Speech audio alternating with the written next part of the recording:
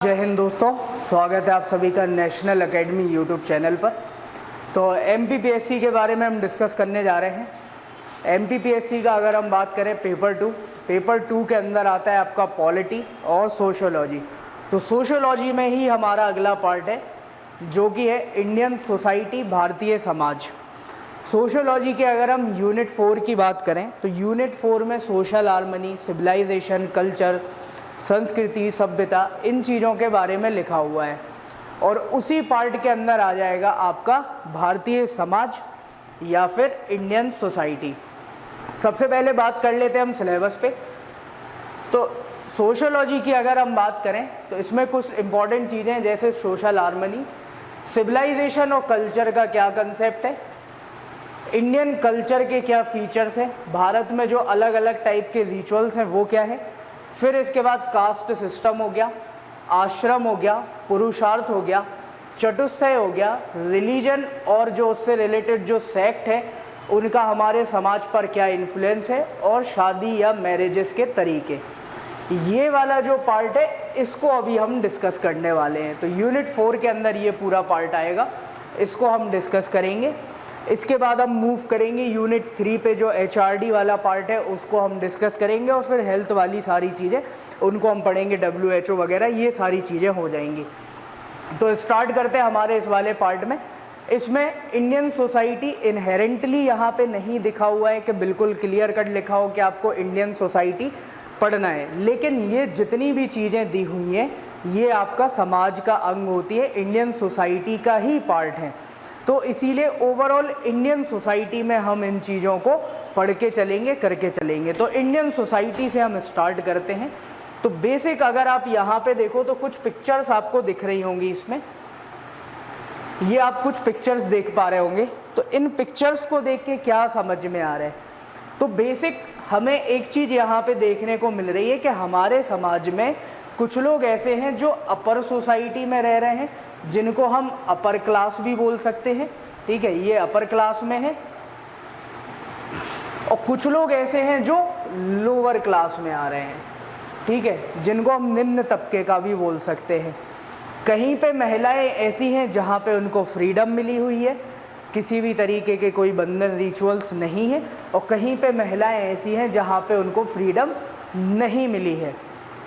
दूसरा, बच्चों के पॉइंट ऑफ व्यू से बात करें तो कहीं पे बच्चे खुश हैं, लेकिन कहीं पे गरीबी झेल रहे हैं, कुपोषित हैं, कहीं पे कचरा वगैरह उठा रहे हैं, ठीक है, पढ़ाई लिखाई नहीं कर पा रहे हैं। तो अलग अलग टाइप की ऐसी प्रॉब्लम्स भी हैं हमारे में, कुछ अच्छी चीज़ें भी हैं, कुछ बुरी चीज़ें भी हैं। तो इनके बेसिस पे ही हम देखेंगे कि इंडियन सोसाइटी कैसी है, और सोसाइटी के ही ये फीचर्स हैं कि सोसाइटी में कौन कौन से हम रिचुअल्स आप बोल सकते हो, रीति रिवाज को फॉलो कर रहे हैं, जैसे पुरुषार्थ, आश्रम, ये सोसाइटी का ही पार्ट हो जाता है कि ये इंडियन सोसाइटी के ही इम्पॉर्टेंट एलिमेंट या अंग हैं। तो वहाँ से हम इन चीज़ों को डिस्कस करने वाले हैं।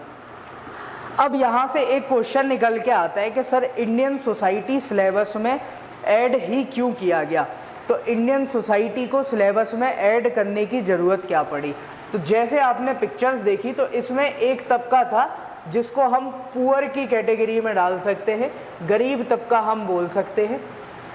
तो इनके साथ जो भेदभाव हो रहा है, डिस्क्रिमिनेशन हो रहा है, रिसोर्सेज की प्रॉपर कमी नहीं मिल पा रही है, ठीक है, रिसोर्सेज की कमी है, वहाँ पे प्रॉपर रिसोर्सेज उनको नहीं मिल पा रहे हैं। इनके मुद्दों की और अच्छे से अंडरस्टैंडिंग हो, जो भी एडमिनिस्ट्रेशन में जा रहा है, जो DSP SDM बनने वाले हैं जो बच्चे, उनको अच्छी समझ हो कि वो गरीबों के मुद्दे समझ सकें, जो डिप्राइव्ड सेक्शन है, वंचित वर्ग है जैसे SC ST OBC, minorities, transgender, इनके मुद्दों को समझ सकें, प्रॉब्लम्स को समझ सकें। उस चीज़ के लिए इसको किस में ऐड किया गया, सिलेबस में।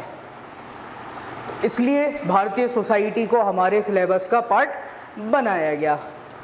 आगे बढ़े अगर हम, तो भारतीय सोसाइटी की अगर हम बात करें तो एक बेसिक सी अगर हम डेफिनेशन बोलना चाहें कि हमारे समाज की डेफिनेशन क्या हो सकती है, सोसाइटी है क्या, तो सिंपली हम बोल सकते हैं सोसाइटी एक नेटवर्क है सोशल रिलेशनशिप का, जो कि एक पैटर्न इंडक्शन के इंटरेक्शन के बेसिस पे इसको बनाया गया है। तो सोशल रिलेशनशिप का एक नेटवर्क है जिसको पैटर्न इंटरेक्शन के बेसिस पे बनाया जा रहा है। अब यहीं पे हिंदी में अगर हम देखें तो समाज सामाजिक संबंधों का एक जाल है जो कि पारस्परिक रीतिबद्ध क्रिया के आधार पर निर्मित होता है। अब इसको और डेप्थ में थोड़ा सा हमें समझना पड़ेगा कि सोशल पैटर्न यहाँ पे जो लिखा हुआ है या सोशल रिलेशनशिप है, तो देखो सोशल रिलेशनशिप का मतलब क्या हो गया कि हमारे यहाँ की जो समाज है इसमें देखो कास्ट सिस्टम भी है, जाति के बेसिस पे लोग जुड़े हुए हैं। दूसरा हमारे यहाँ पे फैमिली का कंसेप्ट भी आता है, जॉइंट फैमिली का, कि एक परिवार के बेसिस पे लोग जुड़े हुए हैं। और ये सारी चीज़ें कहाँ से निकल के आ रही हैं? जो सोशल रिलीजियस ऑब्लिगेशंस हैं, कि जो समाज और धर्म ने हमारे ऊपर बंधन बांधे हुए हैं, वहाँ से ये चीज़ें निकल के आ रही हैं। तो ये एक सोशल रिलेशनशिप बन रही है सोसाइटी में, जो कि एक पैटर्न इंटरेक्शन के बेसिस पे। अब ये इंटरेक्शन भी जैसा मैंने बताया कि अगर कोई दो सिमिलर जाति के लोग हैं तो वो जैसे आपस में बैठ रहे हैं, उनकी शादी एक ही जाति में हो रही है, इंटरकास्ट मैरिजेस नहीं हो रही, अभी भी वहाँ पे उतना ज़्यादा उस पर स्कोप नहीं है। जो शादियाँ होती है वो एक ही गोत्र में या फिर एक ही धर्म में हो रही हैं। तो ये जो इंटरेक्शन है ये पूरा एक पैटर्न है। फैमिली में जो भी फंक्शंस हो रहे हैं तो वो प्रॉपर जो फैमिली के मेंबर हैं सबको एक काम दे दिया गया है कि भाई ये असाइन है। पिता के जो फंक्शंस है वो अलग बताए गए हैं, जो सन पुत्र के फंक्शंस है वो अलग तरीके से डिफाइन किए गए हैं। दूसरी अगर हम भाषा की बात करें, दूसरी डेफिनेशन की बात करें तो सोसाइटी में be illustrated as economic, society में be illustrated as economic, social, industrial और cultural infrastructure made up of varied collection of individuals. Hindi में देखें तो समाज को आर्थिक, सामाजिक, औद्योगिक या सांस्कृतिक बुनियादी ढांचे के रूप में चित्रित किया जा सकता है जो कि व्यक्तियों के विविध संग्रह से बना हुआ है। अब सर इसका मतलब क्या हो गया? इंडिविजुअल मतलब एक आम आदमी, आप कोई भी ले लो, एक व्यक्ति, महिला भी हो सकती है और पुरुष भी हो सकता है, तो एक इंडिविजुअल हो गया। अब वो इंडिविजुअल क्या कर रहा है यहाँ पे? Economic relation. एग्जाम्पल के लिए कोई किसान ने खेती करी, उसने अकेले खेती करी, अब उस खेती में से वो प्रॉफिट चाहता है कि जो उसने उगाया है जितना उसको खाना है उतना खाया, बाकी वो मार्केट में बेच दे। अब मार्केट में बेचने के लिए वहाँ पे 2-3 लोग ऐसे तो होने चाहिए जो उसको खरीद सके। तो ये क्या हो गया? इकोनॉमिक रिलेशन, के जब 4-5 लोग एक साथ मिलके बैठ रहे हैं, कोई सामान बेच रहा है, कोई खरीद रहा है, तो इकोनॉमिक रिलेशन बनता है। तो इसको हम इकोनॉमिक सोसाइटी बोल सकते हैं। एग्जाम्पल के लिए जैसे कोऑपरेटिव सोसाइटीज़ हो गई। सेकंड पॉइंट पे अगर हम बात करें तो सेकंड आपका आ जाता है सोशल रिलेशनशिप। जो अभी हमने बात की, कास्ट सिस्टम हो गया, जो शादियां हो रही हैं तो वो आपस में जो रिलेशंस बन रहे हैं उनको हम डाल सकते हैं सोशल की कैटेगरी में, ठीक है। सेम ऐसे ही आएगा आपका इंडस्ट्रियल, कि जब यहाँ पे जैसे उसी किसान ने कुछ उगाया और उसको प्रोसेसिंग के लिए, कि जैसे उसने गेहूँ उगाया, अब गेहूँ से वो चाहता है कि ब्रेड बन जाए, तो वो कहाँ चला गया? इंडस्ट्री लेवल पे। तो इसको हमने क्या बोल दिया? औद्योगिक रिलेशन। और जब एक किसी ग्रुप के लोग एक साथ मिलके किसी पर्टिकुलर कल्चर को शेयर कर रहे हैं तो उसको हमने क्या बोल दिया? Cultural group. एग्जाम्पल के तौर पे जैसे हमने बोला पंजाबी कल्चर, ठीक है, हमने बोला गुजराती कल्चर, पंजाबी हो गया, हमने बोल दिया गुजराती कल्चर। तो ऐसे जो अलग अलग टाइप के हम ये कल्चर्स बना रहे हैं, इन सब में क्या है? कुछ व्यक्ति, एक पहले एक आदमी होगा, फिर ऐसे खूब सारे इकट्ठे हुए, उस कम्युनिटी को हमने बोल दिया पंजाबी, ऐसे ही हमने गुजराती। तो एक व्यक्ति से स्टार्ट होके और ये पूरा कल्चर बना। तो सेंटर यूनिट हमेशा कौन रहेगा? इंडिविजुअल। जो मेन व्यक्ति है वो सेंटर यूनिट यहाँ पे रहने वाला है। एक और डेफिनेशन की अगर हम बात करें यहाँ पे, तो इसको हम बोल सकते हैं कि it is a web of social relationship which is always changing where an individual form the basic unit of it। मतलब क्या हुआ? इसे सामाजिक संबंधों के जाल के रूप में भी परिभाषित किया जाता है, जहाँ जो जाल है वो हमेशा बदलता जा रहा है, ठीक है, लेकिन जो व्यक्ति है वहाँ पे वो इसकी मूल इकाई बना हुआ है। मतलब क्या हुआ इसका? तो तो देखो ये जो रिलेशंस बने थे ना, आर्थिक, सामाजिक, औद्योगिक, सांस्कृतिक, इकोनॉमिक, सोशल, इंडस्ट्रियल और कल्चरल, ये टाइम के हिसाब से चेंज होते जाएंगे। जैसे सती सिस्टम पहले चलता था, आज नहीं चल रहा है। बहु विवाह वाली प्रथा जो हो गई, पॉलीगैमी पहले चलती थी, आज के टाइम पे प्रैक्टिस नहीं हो रहा है। तो रिचुअल्स चेंज होते जा रहे हैं, सोशल रिलेशन का नेचर चेंज होता जा रहा है, लेकिन व्यक्ति जो था वो वहीं पे है, क्योंकि आज भी उसी व्यक्ति को मिला के समाज बन रही है। तो वो व्यक्ति वहीं पे है, बाकी रिलेशंस चेंज होते जा रहे हैं। नेक्स्ट अगर हम डेफिनेशन की तरफ जाए तो it consist of groups of human beings who are linked together utilizing specific system, custom, rights and laws, have a collective social existence. Hindi में इसका मतलब क्या हुआ? इसमें मनुष्यों के समूह होते हैं जो कि विशिष्ट प्रणालियों, रीति रिवाजों, संस्कारों और कानूनों का उपयोग करके एक साथ जुड़े होते हैं और सामूहिक सामाजिक अस्तित्व रखते हैं। अब सर इसका मतलब क्या हुआ? जैसे अगर हम बात करें, हम रिलीजन बेसिस सोसाइटी ले सकते हैं, हम देश के बेसिस पे ले सकते हैं। जैसे हम बात करें इंडियन सोसाइटी, तो इंडियन सोसाइटी का एक इम्पॉर्टेंट फीचर क्या है? जॉइंट फैमिली, कि यहाँ पे सारे लोग मिलके एक परिवार में रह रहे हैं, तो जॉइंट फैमिली एक इम्पॉर्टेंट फीचर हो गया। तो यहाँ पे क्या है, जितने भी लोग हैं ये यहाँ पे एक जॉइंट फैमिली में रह रहे हैं। अब वो जो जॉइंट फैमिली है, अगर हम उसकी बात करें तो उस पूरे परिवार में जो वहाँ पे फेस्टिवल सेलिब्रेट हो रहा है, जो शादी करने के तरीके होंगे, वो सारे लोग एक जैसे होंगे। ठीक है, किस तरीके से विवाह में कौन से रिचुअल्स फॉलो करना है, कौन से नहीं करना है, पूजा पाठ करते टाइम कौन से रिचुअल्स फॉलो करना है, कौन से फेस्टिवल सेलिब्रेट करना है, कौन से नहीं करना है, तो पर्टिकुलर उस जॉइंट फैमिली में वो सारी चीज़ें होंगी।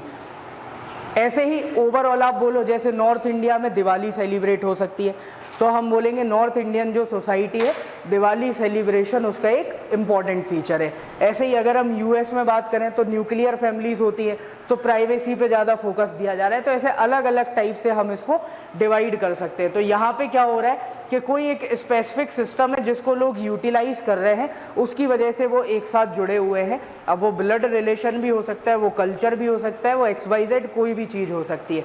और ये जब इसी तरीके के, जैसे मैंने बोला ये जॉइंट फैमिली बनाई, अब ऐसी ही 15-20 फैमिली एक साथ आ गई तो एक मोहल्ला बन गया, कॉलोनी बन गई, और ऐसे 2-3 कॉलोनी जुड़ी तो एक गांव बन गया, गांव जुड़े तो आपके शहर बने, शहर जुड़े तो राज्य बना, और ऐसे ही राज्य जुड़ते चले गए तो बन जाता है हमारा देश।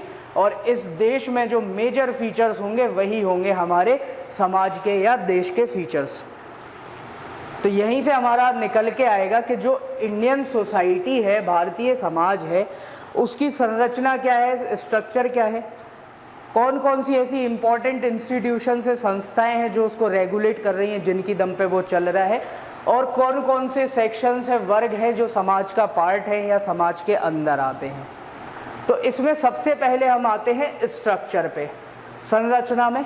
तो स्ट्रक्चर पे अगर हम सर बात करें तो हम इसको 3 पार्ट में डिवाइड कर सकते हैं। फर्स्ट वन आपका ट्राइबल, सेकंड हो गया आपका रूरल, और थर्ड हो गया आपका अर्बन।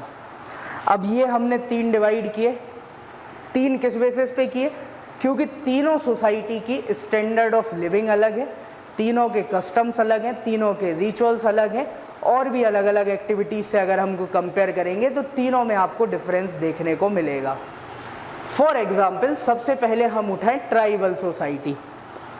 ट्राइबल सोसाइटी में मैक्सिमम आज भी आपको मिलेगा कि मैक्सिमम लोग एग्रीकल्चर पर डिपेंड हैं, और एग्रीकल्चर में भी यहाँ पे अगर हम बात करें, जो फूड गैदरिंग वाली बात होती है, जंगलों में जाके खाना ढूंढना, लकड़ियाँ इकट्ठा करना, ये इनका इम्पॉर्टेंट फीचर होता है। दूसरा क्या है, आज भी ये लोग पिछड़े हुए हैं। ठीक है, पिछड़े कैसे हैं? तो जिस तरीके से आज आप मॉडर्न कपड़े पहन रहे हो, जीन्स टी शर्ट, वो चीज़ें आज भी ये लोग वियर नहीं कर रहे। शरीर पे कुछ स्पेशल टाइप के टैटू मिलेंगे, कुछ रिचुअल्स होंगे स्पेसिफिक जिनको ये मना रहे होंगे। आगे के आप लेक्चर्स में बढ़ते जाएंगे हम, तो हमें पता लगता जाएगा कौन कौन से ये रिचुअल सेलिब्रेट करते हैं। दूसरा, वहीं पे अगर हम बात करें, जो ग्रामीण सोसाइटी है, रूरल सोसाइटी है, तो वो क्या होगी? वो ट्राइबल के कंपैरेटिवली में थोड़ा ज़्यादा डेवलप होगी। कैसे? तो अगर मान के चलो यहाँ पे एग्रीकल्चर हो रहा है, यहाँ पे बैलों की मदद से, ठीक है, यहाँ पे बुलक कार्ट बैलगाड़ी का इस्तेमाल हो रहा है, तो आप ग्रामीण एरिया में आ जाओगे तो यहीं पे ट्रैक्टर का इस्तेमाल होने लगेगा खेती करने के लिए, कि बेसिकली अभी डेवलप हुए हैं लेकिन उतना ज़्यादा डेवलप नहीं हो पाए हैं, थोड़े बहुत आप इनको सेमी स्टेज में रख सकते हो कि मीडियम पाथ पे ही आ रहे हैं।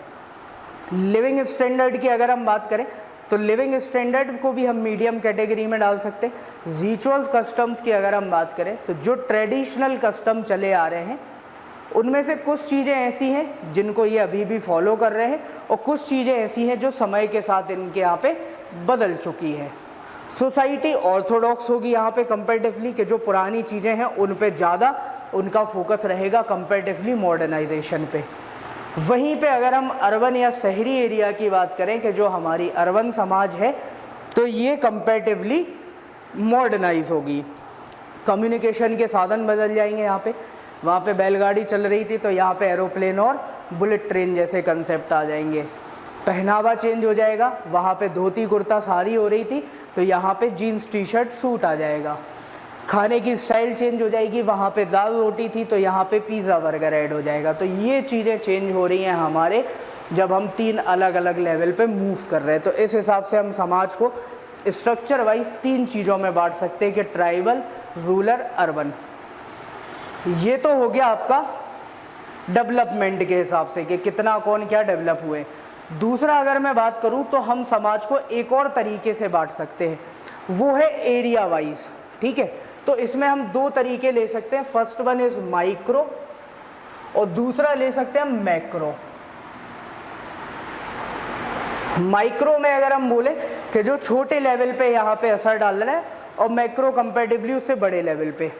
तो यहाँ पे तो अगर हम बोलें तो एक पूरा बड़े लेवल पे आप देखो तो यहाँ पे एजुकेशन सिस्टम हो सकता है, ठीक है, जो पर्टिकुलर एरिया पे असर डाल रहा है या पूरे देश पे। लीगल सिस्टम हो सकता है, ठीक है, इसमें असर डालने वाले में हम बोल सकते हैं रिलीजन हो सकते हैं, अलग अलग टाइप के सेक्ट हो सकते हैं। रिलीजन हो सकता है, अलग अलग टाइप के सेक्ट्स हो सकते हैं। तो इस तरीके से भी हम इनको डिवाइड कर सकते हैं। नेक्स्ट अगर हम बात करें इंस्टीट्यूशंस, जो अलग अलग संस्थाएं हैं समाज के अंदर, वो क्या यहाँ पे रोल प्ले करती है। तो यहाँ पे आप देखोगे तो मैंने स्लाइड में केवल 3 संस्थाओं को लिख रखा है, कास्ट, रिलीजन और फैमिली। ये 3 मेन है, लेकिन ऐसा नहीं है कि केवल ये 3 ही संस्थाएं हैं जो समाज को रेगुलेट कर रही हैं। इनके अलावा भी और संस्थाएं हैं। जैसे फैमिली के अलावा अगर हम बात करें तो आपका कल्चर भी हो जाता है कि उस समाज का कल्चर कैसा है वो वहाँ पे रेगुलेट करता है। उसका एजुकेशन सिस्टम वहाँ पे कैसा है वो रेगुलेट कर रहा है। जुडिशरी वहाँ पे कैसी है वो भी रेगुलेट कर रही है। तो अलग अलग टाइप के सिस्टम हो सकते हैं, लेकिन मेन ये 3 ही है। सबसे पहले अगर हम बात करें कास्ट सिस्टम की, तो कास्ट हमारी इंडियन सोसाइटी का बहुत ही इम्पॉर्टेंट फीचर है। हमारे यहाँ पे जो मैरिजेस होंगी वो कास्ट बेस्ड होती हैं, जितने भी फंक्शंस होंगे वो कास्ट बेस्ड होंगे। मेनली जो चीज़ें होंगी